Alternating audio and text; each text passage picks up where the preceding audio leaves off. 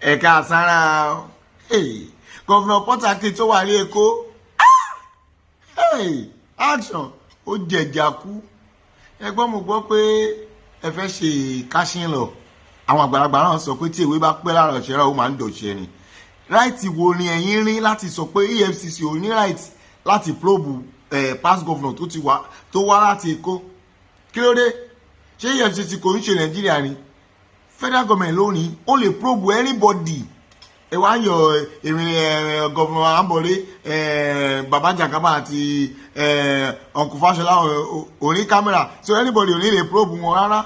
Nǹkan tí ẹ encourage yìí ó dára. Corruption, original corruption lè ṣẹ̀ṣẹ̀ pass law fún yẹn, right to corrupt the corrupt. Kò dára. Okay, ìgbà tẹ́yìn sọ sí yín pé EFCC ò lè probe yín mọ́ pẹ́yìn lẹ́ máa probe àwọn past governor. Ṣé EFCC ní right àti probe Yahoo Boy? Kò ní right rárá.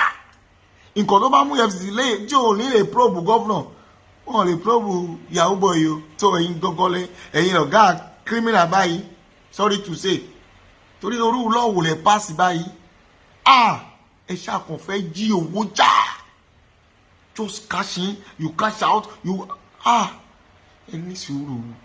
Bó ṣe ń gbé owó yìí ó ti pọ̀ jù ẹ̀. Frustration ti ń wà o. Ṣe rántí pé wọ́n lọ jó ilé gọ́fúnà rí mo.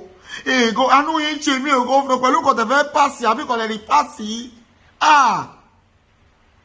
Malia, ẹgbọ́n kan lọ sọ jí anybody kó jí owó anybody ń sin. Ẹni owó tó bá ti rí jí. Wèrè làwọn pípù yìí.